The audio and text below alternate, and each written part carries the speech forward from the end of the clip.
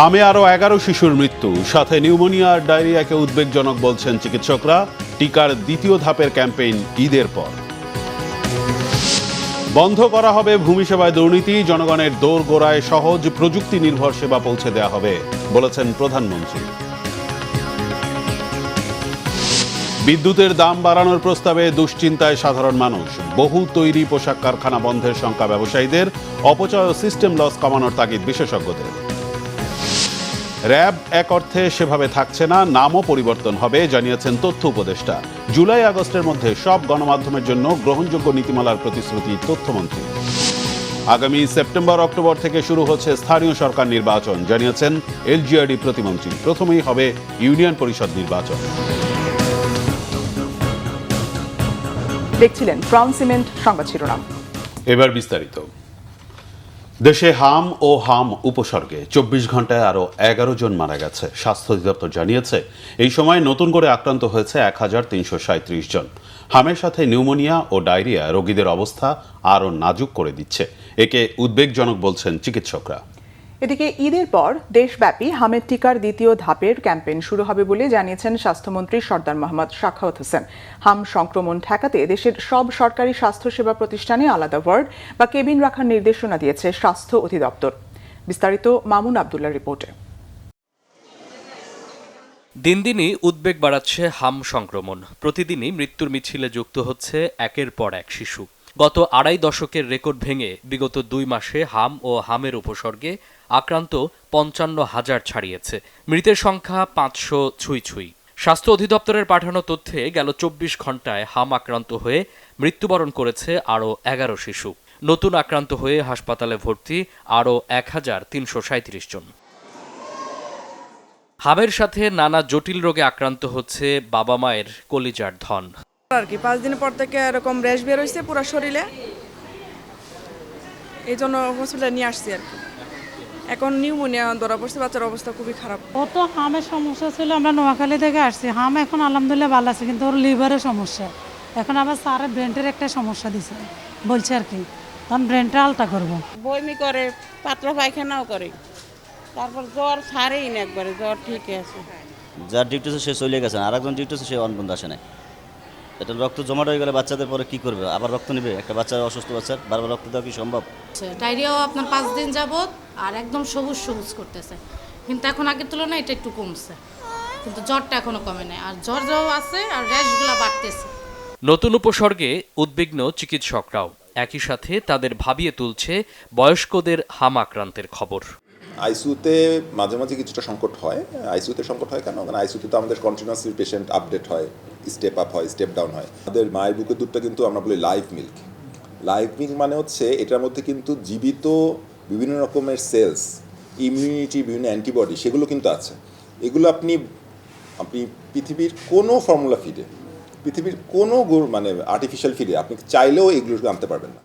এদিকে হাম সংক্রমণ ঠেকাতে সরকার কার্যক্রম আরও বাড়াচ্ছে। চলছে হামের টিকার দ্বিতীয় ধাপের ক্যাম্পেইনের পরিকল্পনা।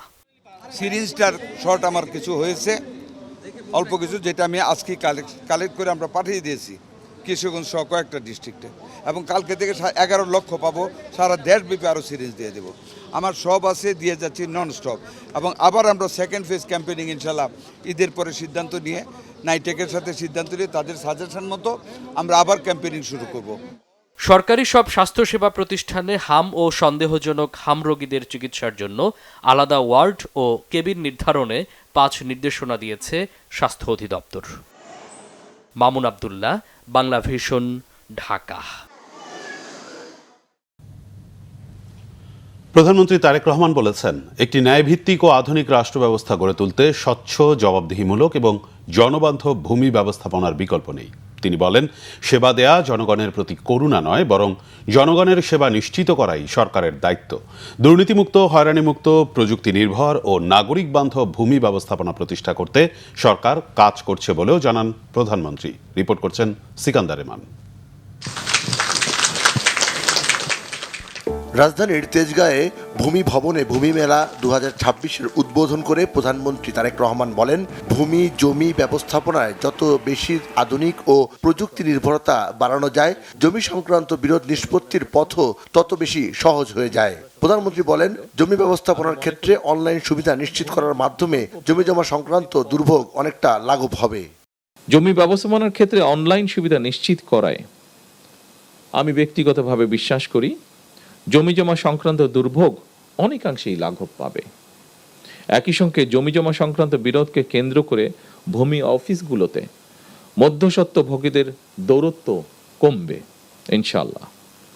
চলমান এই ভূমি সেবা মেলা আধুনিক ভূমি ব্যবস্থাপনা এবং নাগরিকদেরকে নিজেদের দায় দায়িত্ব সম্পর্কেও আরও সচেতন করবে। প্রধানমন্ত্রী বলেন, সরকার পর্যায়ক্রমে একের পর এক নির্বাচনী ইশতেহারের প্রতিটি দফা বাস্তবায়নের মাধ্যমে জনগণের কাছে দেওয়া ওয়াদা পূরণের রাজনীতিকে এগিয়ে নিয়ে যাচ্ছে। আজ থেকে সারা দেশে 3 দিন ব্যাপী এ ধরনের ভূমি সেবা মেলার আয়োজনের মাধ্যমে সরকার জনগণের কাছে আরও একটি নির্বাচনী ইশতেহার পূরণ করতে যাচ্ছে ইনশাআল্লাহ। এভাবেই সরকার পর্যায়ক্রমে একের পর এক নির্বাচনী ইশতেহারের প্রতিটি দফা বাস্তবায়নের মাধ্যমে জনগণের কাছে দেওয়া ওয়াদা পূরণের রাজনীতিকে এগিয়ে নিয়ে যাবার চেষ্টা করছে। শুধুমাত্র জমি জমা সংক্রান্ত বিষয় নয়, প্রতিটি ক্ষেত্রেই জনবান্ধব কর্মসূচি নিয়ে সরকার জনগণের কাছে দায়বদ্ধ থাকতে চায়। ভূমি সেবা মেলা উদ্বোধন শেষে মহিলা ও শিশু মন্ত্রণালয়ের তত্ত্বাবধানে শিশু দিবাযত্ন কেন্দ্রে যান প্রধানমন্ত্রী। এ সময় তারেক রহমানকে কাছে পেয়ে ছোট ছোট শিশুরা আনন্দে মেতে ওঠেন। সিকান্দার রেমান, বাংলা ভিশন, ঢাকা। প্রধানমন্ত্রী তারেক রহমানের সভাপতিত্বে গুলশান বনানী বারিধারা লেকের উন্নয়ন ও পরিবেশ সংরক্ষণ নিয়ে গুরুত্বপূর্ণ বৈঠক হয়েছে। মঙ্গলবার বাংলাদেশ সচিবালয়ে মন্ত্রিপরিষদ বিভাগে প্রধানমন্ত্রীর কার্যালয়ে এই বৈঠক হয়। বৈঠকে গুলশান লেকের পানি দূষণ রোধ, পরিবেশগত ভারসাম্য রক্ষা, সৌন্দর্য বর্ধন এবং লেক কেন্দ্রিক নাগরিক সুবিধা বৃদ্ধি সহ বিভিন্ন বিষয়ে বিস্তারিত আলোচনা হয়। সংশ্লিষ্ট কর্মকর্তারা লেকের বর্তমান পরিস্থিতি তুলে ধরে টেকসই উন্নয়নের জন্য বিভিন্ন পরিকল্পনা ও উদ্যোগ নিয়ে তাদের মতামত ব্যক্ত করেন। বৈঠকে গৃহায়ন ও গণপূর্ত মন্ত্রী জাকারিয়া তাহের সুমন, স্থানীয় সরকার পল্লী উন্নয়ন ও সমবায় প্রতিমন্ত্রী মীর শাহে আলম, প্রধানমন্ত্রীর মুখ্য সচিব ABM আব্দুস সাত্তার, ঢাকা দক্ষিণ সিটি কর্পোরেশনের প্রশাসক আব্দুস সালাম, ঢাকা উত্তর সিটি কর্পোরেশনের প্রশাসক শফিকুল ইসলাম খান মিল্টন, প্রধানমন্ত্রীর সহকারী একান্ত সচিব আব্দুর রহমান সানি, রাজধানী উন্নয়ন কর্তৃপক্ষ রাজুক চেয়ারম্যান ইঞ্জিনিয়ার মোহাম্মদ রিয়াজুল ইসলাম সহ সংশ্লিষ্ট মন্ত্রণালয়ের সচিব ও বিভাগের ঊর্ধ্বতন কর্মকর্তারা উপস্থিত ছিলেন।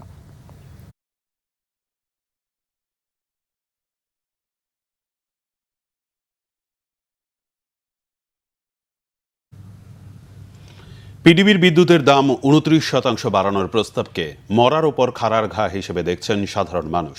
বর্তমান পরিস্থিতিতে দাম বাড়ালে বহু তৈরি পোশাক কারখানা বন্ধের আশঙ্কা ব্যবসায়ীদের। অর্থনীতিবিদরা বলছেন, দাম বাড়ানোর প্রভাব শুধু জনজীবনে নয়, পড়বে অর্থনীতিতেও। দাম না বাড়িয়ে বিদ্যুৎ খাতের অপচয়, সিস্টেম লস ও অযৌক্তিক ব্যয় কমানোর তাগিদ বিশেষজ্ঞদের। শুভ মাহফুজের রিপোর্ট। জ্বালানি তেল, এলপিজি গ্যাসের দাম বাড়ার পর এবার বিদ্যুতের দাম বাড়ানোর উদ্যোগ নিয়েছে বাংলাদেশ বিদ্যুৎ উন্নয়ন বোর্ড পিডিবি। ঘাটতি সমন্বয়ের কথা বলে বছরে 2 বার দাম সমন্বয়ের প্রস্তাবও সংস্থাটির। আগামী 1 জুন থেকে নতুন দাম কার্যকর করার আবেদনও করা হয়। এরই মধ্যে গ্রাহক পর্যায়ে সর্বোচ্চ 32% পর্যন্ত দাম বাড়ানোর প্রস্তাব দিয়েছে বিতরণ সংস্থাগুলো। নিত্য প্রয়োজনীয় জিনিসপত্রের চড়া দাম আগে থেকেই। এরই মধ্যে গ্রাহকদের ঘাড়ে বিদ্যুতের বাড়তি বিলের বোঝার দুশ্চিন্তা। চিন্তিত সাধারণ মানুষ। বাড়ায়া দেওয়ার পরে জনগণ ভুক্তভোগী হবে এবং আমি মনে করি সেটা সরকারের জন্য অনেক বড় ক্ষতি হবে। স্বাভাবিক একটা যে খরচ থাকে, বাজেট থাকে, বাজেটের চাইতে তখন আমাদের অতিরিক্ত খরচ হয়ে যায়, কিন্তু আয় তো সেই হিসেবে আমাদের বাড়তেছে না। বর্তমান পরিস্থিতিতে বিদ্যুতের দাম বাড়ানো হলে বহু কারখানা বন্ধের আশঙ্কা তৈরি পোশাক রপ্তানিকারকদের। দাম বাড়ানোর সিদ্ধান্তকে আত্মঘাতী বলেও মনে করেন তারা। যে 29% যদি এরকম বৃদ্ধির প্রস্তাব এটা যদি অ্যাকসেপ্ট হয়, তাহলে দেখা যাবে যে অনেক ইন্ডাস্ট্রির বিদ্যুৎ লাইন কেটে দিছে, কারণ সে বিল দিতে পারে না, কারণ দিতে পারার কথাও না। সে মনে করেন আমার একটা ইউনিটে মাসে 3 কোটি টাকা বিদ্যুৎ বিল আসে, তাইলে ওখানে স্ট্রেট 1 কোটি টাকার মতো বিদ্যুৎ বিল বেড়ে যাবে। তো তো আমি কি মাসে কি 1 কোটি টাকা প্রফিট করি যে ওই ইউনিটের মধ্যে বা ওই জায়গার মধ্যে যে আমি 1 কোটি টাকা বেশি বিদ্যুৎ বিল দিতে পারবো, ফলে আমি থাকবো লসে এবং কয়দিন পরে আমার পুঁজি নাই, ব্যাংক দিব সব বন্ধ করে। বিদ্যুৎ খাতের সাথে উৎপাদন ব্যয়, ভোক্তার অধিকার ও অর্থনীতির নানা বিষয় জড়িত, তাই দাম না বাড়িয়ে কাঠামোগত সংস্কারের পরামর্শ অর্থনীতিবিদদের। বিদ্যুৎ খাতে এই ধরনের দাম বাড়ানোর যেই বাস্তবতা, তো এইটার তো বড় কারণটাই হলো যে এই খাতের ভিতরে যেই কাঠামোগত দুর্বলতা আছে। আমরা যেই ধরনের চুক্তি করে যেই ধরনের পদ্ধতি দিয়ে বিদ্যুৎ উৎপাদন করছি সেটা অনেক কস্টলি। সুতরাং ওই স্ট্রাকচারাল যেই আমাদের প্রবলেমগুলো আছে, জনগণ যেটা দেখতে চাইবে সেটা নতুন সরকার এই কাঠামোগত দুর্বলতা থেকে বের হয়ে আসতে পারছে কিনা। বর্তমানে প্রতি ইউনিট বিদ্যুতের প্রকৃত উৎপাদন ব্যয় 8 টাকার বেশি না হলেও ব্যয় দেখানো হচ্ছে 12 টাকা।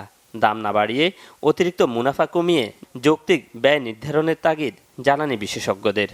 বাড়ানোর ব্যাপারটি অযৌক্তিক, অন্যায় এই কারণে যে অযৌক্তিকভাবে 4 টাকা বেশি বাড়ানো হয়ে আছে পার ইউনিট বিদ্যুতে। আমরা প্রমাণ করে দেখাইছি যে 12 টাকা উৎপাদন ব্যয় বাড়ে, আসলে কম, আসলে 60 টাকার বেশি কোনো রকমই উৎপাদন ব্যয় হওয়ার কথা না। তো এই 4 টাকা যদি কমায় ফেলে, তো সরকার 1 টাকা 29 পয়সা বা 1.5 টাকা বাড়ানোর প্রস্তাব তো আর আসে না। গণশুনানি করলে তো 4 টাকা কমিয়ে ফেলা যায়, এটা আমরা দাবি করছি বা এটা আমরা প্রমাণ করেছি। পিডিবির পক্ষ থেকে বিদ্যুতের দাম বাড়ানোর প্রস্তাব এখন গণশুনানির অপেক্ষা। তবে সাধারণ মানুষ চায় প্রস্তাবের নামে যেন তাদের উপর নতুন কোনো বোঝা চাপিয়ে দেয়া না হয়। শুভ মাহফুজ, বাংলা ভিশন, ঢাকা। নতুন আইনে র্যাপিড অ্যাকশন ব্যাটালিয়ন র্যাব আগের রূপে থাকছে না, পরিবর্তন হবে এই বাহিনীর বর্তমান নামও। এই তথ্য জানিয়েছেন প্রধানমন্ত্রীর তথ্য উপদেষ্টা ডাক্তার জাহিদুর রহমান। গণমাধ্যম ব্যবস্থাপনায় এক ধরনের অরাজকতার কথা উল্লেখ করে তথ্য ও সম্প্রচার মন্ত্রী জহিরুদ্দিন স্বপন আশ্বাস দেন, জুলাই আগস্টের মধ্যেই হবে সকলের জন্য একটি গ্রহণযোগ্য গণমাধ্যম কমিশন। রিপোর্ট সৈয়দ আব্দুল মুহিতের। বর্তমান সরকারের 3 মাসের সার্বিক কার্যক্রম নিয়ে সচিবালয়ে সংবাদ সম্মেলনের আয়োজন করা হয়। এ সময় ফ্যামিলি কার্ড, কৃষক কার্ড, খাল খনন, হাম পরিস্থিতি ও জ্বালানি সংকট মোকাবেলায় সরকারের নানান পদক্ষেপ উল্লেখ করেন তথ্য ও সম্প্রচার মন্ত্রী জহিরুদ্দিন স্বপন। গণমাধ্যমের অরাজকতা বন্ধে শিগগির স্বাধীন গণমাধ্যম কমিশন গঠনের আশ্বাস দেন মন্ত্রী। গণমাধ্যম ব্যবস্থাপনার ক্ষেত্রে একটা অরাজকতা বিরাজ করছে এবং সকল অংশীদাররাই একমত যে আমাদের সকলের সর্বসম্মতভাবে এখানে একটা গ্রহণযোগ্য একটা রেগুলেশন থাকা দরকার, নট নিয়ন্ত্রণ, রেগুলেশন, যেটা আমাদের সকলের স্বার্থকে সংরক্ষণ করবে। এ সময় প্রধানমন্ত্রী তথ্য উপদেষ্টা ডাক্তার জাহিদুর রহমান বলেন, রাষ্ট্রের একটি এলিট বাহিনী থাকা প্রয়োজন। এক অর্থে সেইভাবে র্যাব থাকছে না এবং নামও সম্ভবত পাল্টে যাচ্ছে, সম্ভবত বলছি, কারণ এই ধরনের অপশন গতকাল মাননীয় স্বরাষ্ট্রমন্ত্রী জানিয়েছেন এবং তিনি সেটাও জানিয়েছেন যে এই আইনটা করার জন্য তিনি অ্যাক্টিভলি কাজ করছেন। কারণ র্যাবের সমালোচনা যদি সরিয়ে রাখি, আমরা দেখব র্যাব অত্যন্ত কেপেবল ভাবে নানা ধরনের সন্ত্রাস তারা মোকাবেলা করতে পেরেছে, অপরাধ মোকাবেলা করতে পেরেছে, যেটা আমাদের কনভেনশনাল পুলিশ বাহিনী পেরে ওঠেনি। তাদের অনেক ভালো ইকুইপমেন্টস আছে, তাদের অনেক ভালো প্রশিক্ষণ আছে, সবকিছু মিলিয়ে সেজন্য একটা এলিট ফোর্স থাকবে, সেটা র্যাব নামে হোক বা ভিন্ন নামে, এবং ওয়েল ডিফাইন্ড আইন থাকবে। উপদেষ্টা আশ্বাস দেন, শেখ হাসিনা দেশে ফিরলে ন্যায় বিচার পাবেন আর অপরাধ অনুযায়ী হবে সাংবাদিকদের বিচার। শত্রুর প্রতি ইনসাফ থাকবে, শেখ হাসিনার প্রতি আমাদের ইনসাফ থাকবে। শেখ হাসিনা যদি আসে বাংলাদেশে ফেরত, তাকে কোনো এক্সট্রা জুডিশিয়াল কিছু আমরা আসলে করবো না। আমাদের কাছে প্রতিজ্ঞা কি, আমরা জুডিশিয়ালি করবো। ওনার বিচার হয়েছে, ওনাকে ডিফেন্ড করতে আবার দেওয়া হবে, তাতে তার মৃত্যুদণ্ডাদেশ যদি তিনি মুক্তি পান, টেকনিক্যালি বলছি, সেটা আমরা মানবো। আর যদি না হয় সেটা কার্যকর হবে। এটাই হচ্ছে ইনসাফ, কারণ মৃত্যুদণ্ড হওয়াও কিন্তু ইনসাফ, যে আমি আপনাকে প্রপার বিচারিক প্রক্রিয়ায় কাজটা করেছি। যে কোনো ব্যক্তির ক্ষেত্রে, পলাতক রাষ্ট্র সরকার প্রধান থেকে শুরু করে একদম সাধারণ একজন নাগরিকের ক্ষেত্রে আমরা এই ইনসাফের নীতি এবং আমরা এই ন্যায় বিচারের নীতি, আমরা মৌলিক নীতিকে আমরা অনুসরণ করব। যারা অপসাংবাদিকতা করেছে তাদের বিরুদ্ধে যথাযথ আইন না থাকায় ভিন্ন আইনে মামলা হয়েছে বলে জানান তথ্য ও সম্প্রচার মন্ত্রী জহিরুদ্দিন স্বপন। সৈয়দ আব্দুল মুহিত, বাংলা ভিশন, ঢাকা। এলজিআরডি প্রতিমন্ত্রী মীর শাহে আলম বলেছেন, এবছরের সেপ্টেম্বর অক্টোবর মাস থেকে স্থানীয় সরকার নির্বাচন শুরু করবে সরকার। প্রথমেই হবে ইউনিয়ন পরিষদ নির্বাচন। আগামী 1 বছরের মধ্যে শেষ করা হবে 5 ধরনের স্থানীয় সরকার নির্বাচন। সচিবালয়ে এ তথ্য জানিয়েছেন স্থানীয় সরকার প্রতিমন্ত্রী। নির্বাচন কমিশনের যে বাজেটের ফরম্যাট, সেই ফরম্যাটে তারা এই 5টি স্থানীয় সরকার নির্বাচনের জন্য তারা বাজেট প্রস্তাব করবেন এবং বাজেট অনুমোদন হলে আগামী সেপ্টেম্বর অক্টোবর থেকে আমার ধারণা, যেহেতু আমাদের মন্ত্রী মহোদয় এবং মাননীয় প্রধানমন্ত্রীর ইচ্ছা অনুযায়ী উনি যেহেতু বলেছেন যে 1 বছরের মধ্যে নির্বাচনগুলো শুরু হবে, তো বর্ষা মৌসুমের পরে শুষ্ক মৌসুমে পর্যায়ক্রমে ধাপে ধাপে 1 বছরের মধ্যে আমরা 5টি নির্বাচন শেষ করব। বাজেট অনুমোদন হওয়ার পর অর্থ বছর শুরু হলে এরপরে আমরা নির্বাচন কমিশন, স্থানীয় সরকার মন্ত্রণালয় এবং অর্থ বিভাগ আমরা আলোচনা করে ঠিক করব যে কোনটা দিয়ে আগে শুরু হবে। মার্কিনীদের সাথে বাণিজ্য চুক্তি নিয়ে সাবেক আইন উপদেষ্টা আসিফ নজরুলের দায় এড়ানোর কোনো সুযোগ নেই বলে মনে করছেন বিশিষ্টজনেরা। চুক্তির সাথে সংশ্লিষ্টদের জবাবদিহিতার অধীনে আনা দরকার বলেও মত দেন তারা। চুক্তি জনসমুখে প্রকাশের দাবিও তারা জানান। আর পরিকল্পনা প্রতিমন্ত্রী জোনায়েদ সাকি জানান, দেশি বিনিয়োগকে গুরুত্ব দেওয়ার নীতিকে অগ্রাধিকার দিচ্ছে সরকার। যে কোনো মূল্যে বিদেশি বিনিয়োগের পরিবর্তে এক্ষেত্রে দেশের স্বার্থকে অগ্রাধিকার দিয়ে নীতি প্রণয়নের কথাও বলেন তিনি। রকুনুজ্জামানের রিপোর্ট। মঙ্গলবার রাজধানীর বনানীর একটি হোটেলে সেন্টার ফর স্ট্র্যাটেজিক রিসার্চ নামে একটি গবেষণা প্রতিষ্ঠান দেশের বিনিয়োগ নীতি নিয়ে গোলটেবিল বৈঠকের আয়োজন করে। বৈঠকে সমুদ্র বন্দর, বিমানবন্দর, স্থল বন্দর সহ দেশের বিভিন্ন কৌশলগত অবকাঠামো ব্যবস্থাপনায় দেশীয় বিনিয়োগকারীদের সম অধিকার ও অংশগ্রহণ নিশ্চিত করার জন্য একটি নীতি কাঠামো জরুরি বলে মতামত তুলে ধরা হয়। অনুষ্ঠানে অন্তর্বর্তী সরকারের করা বাংলাদেশ মার্কিন বাণিজ্য চুক্তির আইনগত নানা অসঙ্গতি তুলে ধরে চুক্তির যথার্থতা নিয়ে প্রশ্ন তোলেন বিশিষ্টজনরা। এই যে একটা চুক্তি করেছিলাম, আমার মনে আছে তো, 25 বছরের গোলামীর চুক্তির জন্য যে কি লড়াই করেছি, ভারতের সাথে যে চুক্তি আমরা করেছিলাম, এখন আমেরিকার সাথে যেটা বললাম, এইটা কি? এটা তো বহুজন আমাকে এরকম বোঝাবার চেষ্টা করেছে, এছাড়া আমাদের গার্বেজ বাঁচত নাকি? তো গার্বেজ কি সত্যি বাঁচত না? মানে এরকম কি কোনো ব্যবসা হয় যেখানে মিউচুয়াল ইন্টারেস্ট থাকে না? তাহলে আমার ইন্টারেস্ট আছে, তার ইন্টারেস্ট নাই, সেটার একটা ব্যবসা হতে পারে? ইউএস ট্রেড যে ডিল হয়েছে, এবং তখন আমি সরকারি ছিলাম, এবং সেখানে আপনার নন ডিসক্লোজার বলে আপনার কারোর সাথে আলোচনা করা হলো না, যে ডকুমেন্টটা দিল সেটা স্বাক্ষর করা হলো। এই জায়গাটা কিন্তু জনগণকে বিচ্ছিন্ন রাখা হচ্ছে, এবং এই বিচ্ছিন্ন রাখার কারণেই কিন্তু এই মাঝে মাঝে আপনার এরকম বিস্ফোরণ হয়। তা আমি আশা করব যে এই সরকার, মাত্র 3 মাস আগে সরকার গঠন হয়েছে, এবং সেই জায়গাটায় যে কোনো বিষয় এই জনগণের সাথে আলোচনা করা দরকার। আগামী 20 তারিখে বিদ্যুতের মূল্য বৃদ্ধির জন্য আলোচনা হবে, গণশুনানি হবে, আমাদের ক্যাবের পক্ষ থেকে ওখানে অংশগ্রহণ করবে। আমি অফিসিয়ালি চিঠি দিয়ে জানিয়েছি যেন বিদ্যুতের মূল্য বৃদ্ধি করা না হয়। ডক্টর ইউনূস 3 দিন আগে কেন তাড়াহুড়া করে এই চুক্তিটা সাইন করবে? এটা কেমন তাড়াহুড়া? মান্না ভাই বলছেন তাতে কি আমাদের আরএমজি সেক্টর ওই 3 দিনে বসে যেত কিনা? নিশ্চয়ই বসতো না। সুতরাং এই চুক্তি করার ব্যাপারে উনি যে সময়টা নিয়েছেন, সেই সময়টা খুব ইম্পর্টেন্ট, এবং এই সময়ে উনি এটা নৈতিকভাবে করতে পারেন না। উনি এটা অন্যায় করেছেন, এটা বাংলাদেশের মানুষের সাথে অবিচার করেছেন। উইদাউট ভ্যাটিং আইন মন্ত্রণালয়ে আমরা কোনো চুক্তি করতে পারি না, কোনো গণকর্মচারী করতে পারবে না। উনি আইন উপদেষ্টা, উনি জানেনই না যে এরকম একটা চুক্তি হয়ে গেছে। হয় উনি মিথ্যা কথা বলছেন, অথবা ডক্টর ইউনূস একটা খারাপ কাজ করছেন, এর জন্য ওনার বিচারও হতে পারে, বিচারের দাবি করতে পারে না। আলোচনায় অংশ নেন পরিকল্পনা প্রতিমন্ত্রী জোনায়েদ সাকি। বলেন, যে কোনো মূল্যে বিদেশি বিনিয়োগ এনে কোনো লাভ নেই। দেশীয় উদ্যোক্তাদের পাশাপাশি বিদেশি বিনিয়োগের ক্ষেত্রে পুনঃবিনিয়োগ, টেকনোলজি ট্রান্সফারের বিষয়গুলো মাথায় রেখে সরকার বিনিয়োগ বান্ধব নীতি প্রণয়নের উপর গুরুত্ব দিচ্ছে।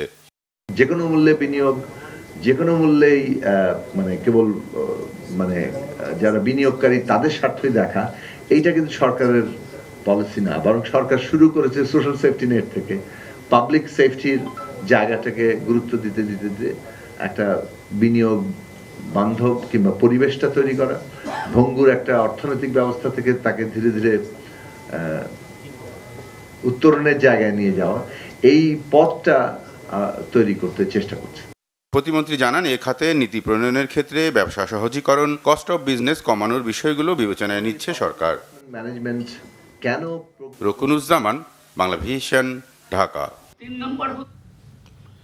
অর্থনৈতিক বাস্তবতা ও রাজস্ব আদায়ের সক্ষমতা বিবেচনায় বিএনপি সরকারের প্রথম বার্ষিক উন্নয়ন কর্মসূচি বেশ উচ্চাকাঙ্ক্ষী ও চ্যালেঞ্জিং বলে মনে করছেন অর্থনীতি বিশ্লেষকরা। শিক্ষা ও স্বাস্থ্য খাতে বরাদ্দ বৃদ্ধির সিদ্ধান্ত ইতিবাচক বললেও পদ্মা ব্যারেজের মতো মেগা প্রকল্প হাতে না নিয়ে ছোট ও বাস্তবায়নযোগ্য প্রকল্পের দিকে নজর দেয়া আরও বেশি যুক্তিযুক্ত হতো, এমন বিশ্লেষণ তাদের। জিয়াউল হক সবুজের রিপোর্ট। নতুন অর্থ বছরের উন্নয়ন পরিকল্পনা সামনে রেখে সোমবার ৩ লাখ কোটি টাকার এডিপি অনুমোদন দিয়েছে জাতীয় অর্থনৈতিক পরিষদ NEC। নতুন এই উন্নয়ন কর্মসূচিতে শিক্ষা ও স্বাস্থ্য খাতে বাড়তি বরাদ্দ দেয়া হলেও এবারও সর্বোচ্চ বরাদ্দ পেয়েছে পরিবহন ও যোগাযোগ খাত। নতুন মেগা প্রকল্প এবার তেমন না থাকার পরও বিশাল এডিপি নিয়ে মিশ্র প্রতিক্রিয়া অর্থনীতিবিদদের। সরকার তো অনেকগুলো উন্নয়নের অগ্রাধিকার এবং যেহেতু বড় একটা তালিকা রয়েছে উন্নয়নের, মূলত তাদের যে নির্বাচনী ইশতেহার আছে সেটা বাস্তবায়ন করতে গিয়ে, তো এই কারণে আমার কাছে মনে হয় কি যে এই ৩ লাখ কোটি টাকা সেটা খুব একটা বড় নয়, কিন্তু সামগ্রিক আর্থসামাজিক অবস্থা দিয়ে আমরা বিবেচনা করি বা এই যে এই মুহূর্তে যে মূল্যস্ফীতি বা এই যে যুদ্ধ পরিস্থিতি এবং সব মিলিয়ে যে রাজস্ব আদায়, তো এইটার কারণে আমার কাছে মনে হয় কি যে আকারটা একটু বড়। প্রজেক্টের সংখ্যা কমিয়েছে, কিন্তু উচিত ছিল স্মল, কুইকলি ইমপ্লিমেন্টেবল এবং গ্রামে অবস্থিত ওই প্রকল্পগুলোকে বেছে নিয়ে শিক্ষা, স্বাস্থ্য যেটা করেছে সেটা হলো জনতুষ্টিমূলক কিছু সামাজিক সুরক্ষার ব্যয়, কিন্তু ওখানে তো দুর্নীতি এবং চেক আপ মনিটরিং সিস্টেমের ব্যাপার। এটা শেষ পর্যন্ত কে পাচ্ছে, এটা কি ক্যাডাররাই শুধু পাচ্ছে কিনা, সেই প্রশ্ন তো থেকে যাবে। বিশ্লেষকরা বলছেন চলতি এডিপিতে 9 মাসে প্রকল্প বাস্তবায়নের হার মাত্র 36%। এ অবস্থায় মনিটরিং না বাড়িয়ে খরচ বাড়ালে প্রসারিত হবে দুর্নীতির পথ। মেগা প্রজেক্ট, মেগা দুর্নীতি। এবার কিন্তু এডিপিতে মেগা প্রজেক্ট একটা নিয়ে নিল, যেটা খুবই কন্ট্রোভার্সিয়াল, পদ্মা ব্যারেজ। এখন এইগুলো নিয়ে তো মানে খুবই এডিপির বাস্তবায়নও কমবে, হার কম, সুতরাং এইগুলো নিয়ে বিতর্ক আছে। বাস্তবায়নের যে সংকট সেটা আমরা দীর্ঘদিন ধরে দেখতে পাচ্ছি এবং আসলে প্রথম 9 মাসে তেমন কোনো বাস্তবায়নই হয় না, পরে 3 মাসে গিয়ে তাড়াহুড়া শুরু হয়ে যায় এবং তখন মূলত যেটা হয় সেটা হলো যে বার্নিংটা হয়, মানে অর্থ যতটুকু আছে সেটা কিভাবে খরচ করা যায় এবং এই বিল ভাউচার করে সে টাকাটা কিভাবে তোলা যায়, তো এই সংস্কৃতি থেকে বের হয়ে আসতে হবে। প্রকল্প বাস্তবায়নের শেষ 3 মাসে তাড়াহুড়ো না করে অপচয়ের পথ বন্ধে বাজেট পাস হওয়ার পরপরই কার্যকর উদ্যোগ নেওয়ার পরামর্শ বিশেষজ্ঞদের। জিয়াউল হক সবুজ, বাংলাভিশন, ঢাকা। সংবাদ সংগ্রহের সময় বাংলাদেশ পল্লী বিদ্যুতায়ন বোর্ড REB কর্মকর্তা কর্মচারীদের হামলার শিকার হয়েছেন বাংলাভিশনের স্টাফ রিপোর্টার শুভ মাহফুজ এবং ক্যামেরা পার্সন রাশেদুল ইসলাম বাবুল। এ সময় শুধু ছবি নিতে বাধা দিয়েই ক্ষান্ত হয়নি তারা, মারধর করে ক্যামেরা ছিনিয়ে নেওয়ার চেষ্টাও করে। এই ঘটনাকে ন্যাক্কারজনক উল্লেখ করে জড়িতদের বিরুদ্ধে দ্রুত ব্যবস্থা নেওয়ার দাবি জানিয়েছে পেশাদার সাংবাদিকদের সংগঠন ঢাকা রিপোর্টার্স ইউনিটি। মহিবুল্লাহ মহিবের রিপোর্ট।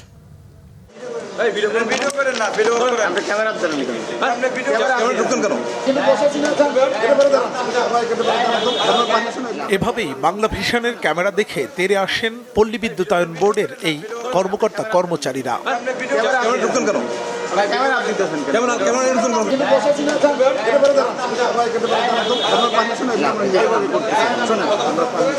ভুক্তভোগী সাংবাদিক মাহফুজুর রহমান শুভ জানান, বিদ্যুতের দাম 29% বৃদ্ধির প্রস্তাবে জনজীবনের প্রভাব নিয়ে একটি বিশেষ প্রতিবেদন তৈরির অংশ হিসেবে জ্বালানি বিশেষজ্ঞ অধ্যাপক ডক্টর M শামসুল আলমের সাক্ষাৎকার নিতে BREB কার্যালয়ের সামনে যান তিনি।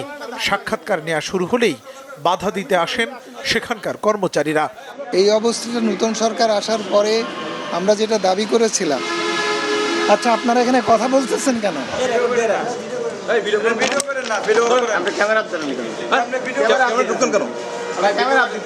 এক পর্যায়ে বাংলাভিশন টিমের উপর হামলে পড়েন পল্লী বিদ্যুতায়ন বোর্ডের কর্মকর্তা কর্মচারীরা।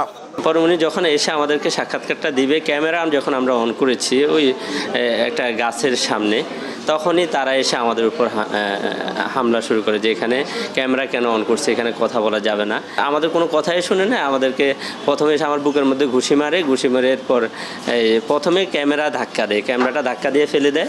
এরপর হচ্ছে আবার তখন বাবুল ভাই ছিল, বাবুল ভাই আবার ক্যামেরাটা রোল দিয়ে রাখে। এরপরে তাদেরকে যখন বোঝাতে চেষ্টা করি তখন তারা আমাকে ধাক্কা দিয়ে প্রথমে একটা ঘুষি দিছে, সেটা ক্যামেরা ধারণ করা হয়নি।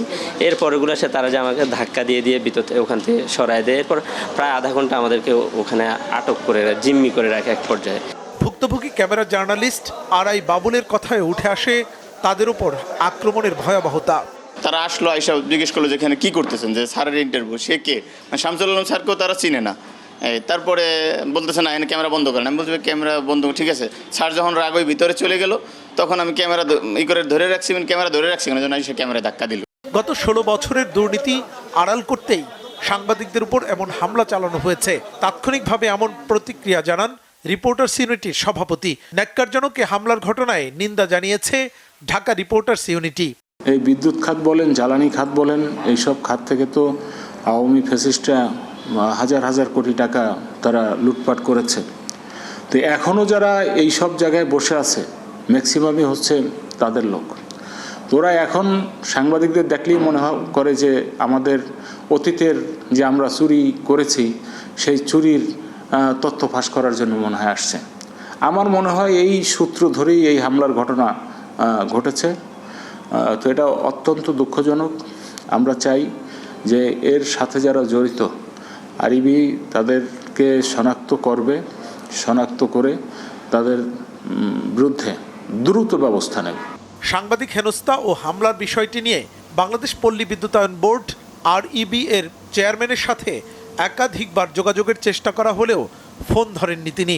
তার অফিসে গেলে দীর্ঘ অপেক্ষার পরও দেখা করার অনুমতি মেলেনি। বিষয়টি ধামাচাপা দেওয়ার চেষ্টা করেন জনসংযোগ বিভাগের কর্মকর্তারা। এখন আমি চেয়ারম্যানের কাছে যাব, আপনি আমাকে একটু চেয়ারম্যানকে।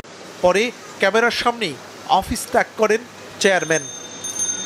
মুহিবুল্লাহ মুহিব, বাংলা ভিশন, ঢাকা। রাজনৈতিক সদিচ্ছার মাধ্যমে নদী দখল, দূষণ কিংবা জলবায়ু বিষয়ক যে কোনো সমস্যা সমাধান সম্ভব।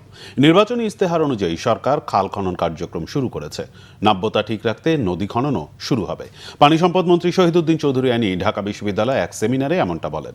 আর স্থানীয় সরকার প্রতিমন্ত্রী মীর শাহে আলম বলেন, নগরের সমস্যা নিরসন করতে হলে নগর সরকার গঠনের উপর জোর দিতে হবে। আরও জানাচ্ছেন সৈকত সাদিক। প্রধানমন্ত্রী হওয়ার ঢাকা বিশ্ববিদ্যালয় সিনেট ভবনে ঘোষণাপত্র থেকে বাস্তবায়ন পদক্ষেপ ও চ্যালেঞ্জ এগিয়ে নেওয়ার শীর্ষক এক সেমিনার অনুষ্ঠিত হয়। সেমিনারে সরকারের 3 মন্ত্রী ও বিরোধী দলের সংসদ সদস্য বিশেষজ্ঞরা অংশ নেন। নদী ভাঙ্গন, নদীর অবৈধ দখল, নদী দূষণ সহ নানা বিষয় উঠে আসে আলোচনায়। আমরা যদি ঠিক হই তাহলে পুরো বাংলাদেশ ঠিক হয়ে যাবে। অনুষ্ঠানে পানি সম্পদ মন্ত্রী শহীদুদ্দিন চৌধুরী আনি খাল খনন সহ সরকারের নানা পদক্ষেপ তুলে ধরেন। জানান, পদ্মা ও তিস্তা ইস্যুতে সরকার দ্রুত নতুন প্রকল্প বাস্তবায়ন শুরু করবে। হিসাব বিকাশ করে আমরা বলেছি সারা বাংলাদেশে 20,000 কিলোমিটার খাল আমরা পুনঃখনন করব। শুরু হয়েছে, এটাই তো কমিটমেন্ট।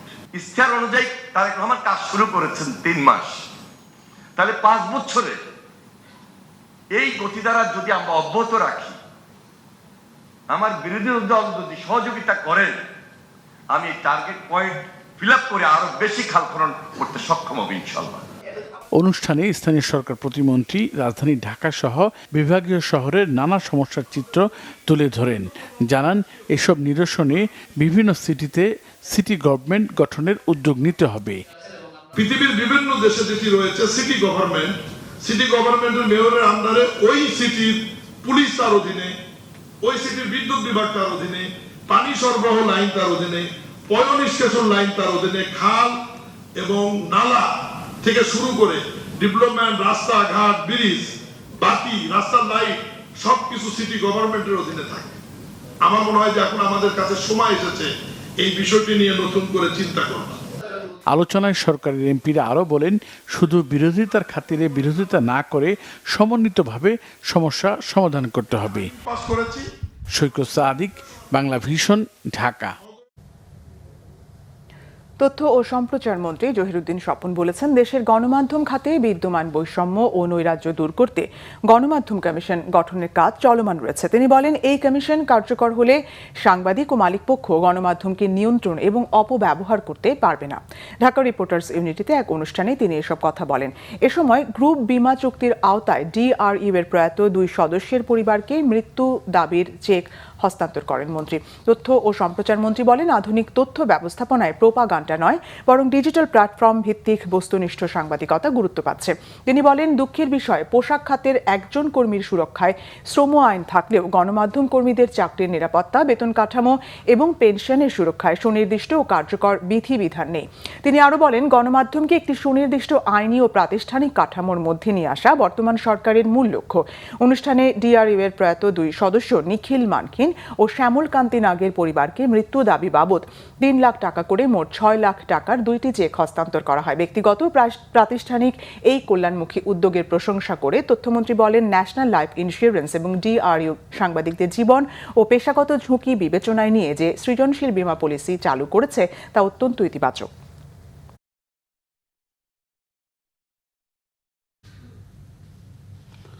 নবীন চিকিৎসকদের দক্ষ মানবিকভাবে নিজেদের গড়ে তোলার পরামর্শ দিয়েছেন স্বাস্থ্যমন্ত্রী সরদার মোহাম্মদ শাখাওয়াত হোসেন। পাশাপাশি চিকিৎসা সেবার মান বাড়াতে আন্তরিকভাবে কাজ করার আহ্বান জানিয়েছেন চিকিৎসকদের প্রতি। মঙ্গলবার রাজধানীর ইউনিভার্সাল মেডিকেল কলেজের এক যুগপূর্তি ও ক্রিটিক্যাল কেয়ার ইউনিটের উদ্বোধনী অনুষ্ঠানে তিনি একথা বলেন। হামের প্রাদুর্ভাব মোকাবেলায় রোগীদের পর্যাপ্ত সময় দিয়ে চিকিৎসা সেবা নিশ্চিতের আহ্বান জানান তিনি। বলেন, টিকাদান কর্মসূচি থেকে বাদ পড়া শিশুদের শনাক্তে মাইকিং সহ সব ধরনের ব্যবস্থা নেওয়া হয়েছে। হামের টিকা নিয়ে বিভিন্ন মহলে গুজব ছড়ানো হচ্ছে অভিযোগ করে তিনি বলেন, শিশুদের জন্য আইসোলেশন ওয়ার্ডের কোনো সংকট নেই, প্রয়োজনে আরও বাড়ানো হবে। বাসায় বাসায় গিয়ে টিকা দেওয়া হচ্ছে বলেও জানান মন্ত্রী। অনুষ্ঠানে উপস্থিত ছিলেন সংসদ সদস্য engineer Mohammad Ashraf Uddin Bakul, Bangladesh medical and dental council বিএমডিসির সভাপতি অধ্যাপক ডাক্তার মোহাম্মদ সাইফুল ইসলাম এবং ইউনিভার্সাল মেডিকেল কলেজ ও হাসপাতালের ব্যবস্থাপনা পরিচালক ডাক্তার আশিস কুমার চক্রবর্তী। সভাপতিত্ব করেন প্রতিষ্ঠানটির চেয়ারম্যান প্রীতি চক্রবর্তী।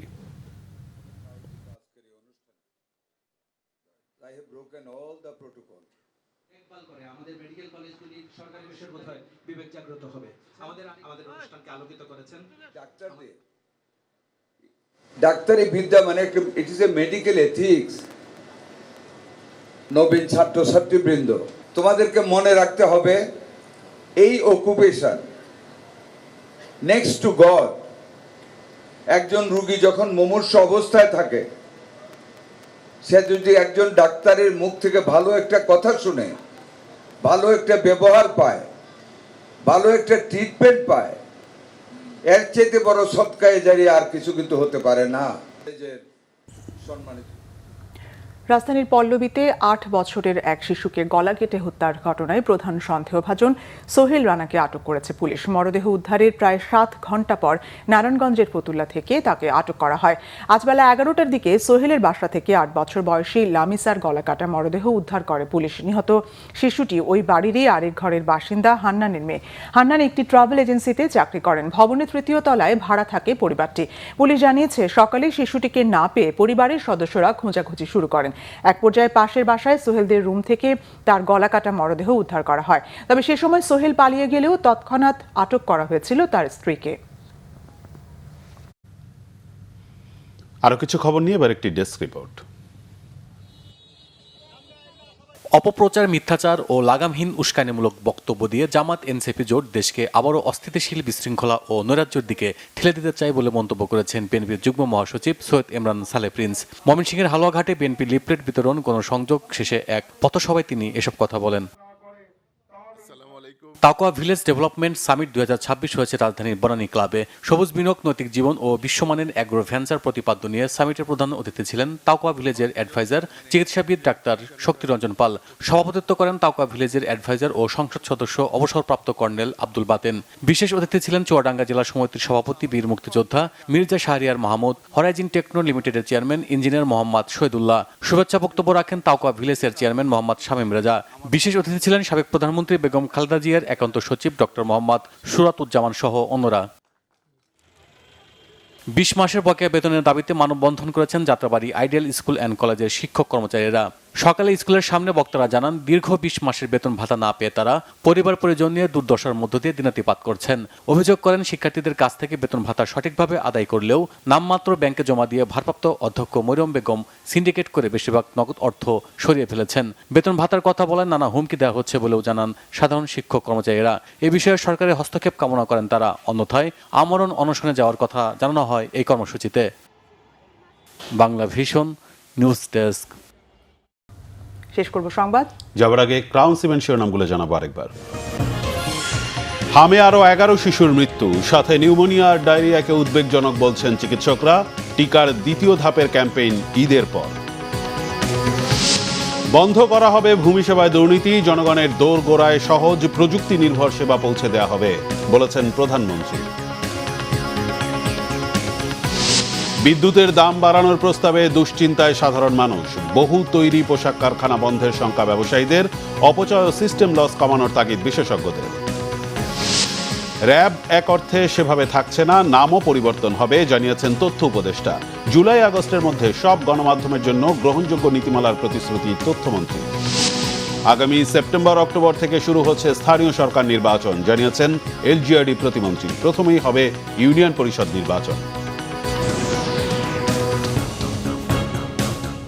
এই ছিল এখনকার মতো। পরের সংবাদ রাত 1টায় দেখার আমন্ত্রণ রইল। এছাড়া বাংলা ভিশন সংবাদ ও সংবাদ সংশ্লিষ্ট অনুষ্ঠান দেখতে ভিজিট করুন www.bvnews24.com ও facebook.com/banglavisionnews এবং সাবস্ক্রাইব করুন youtube.com/banglavisionnews। এতক্ষণ সঙ্গে থাকার ধন্যবাদ। শুভরাত্রি।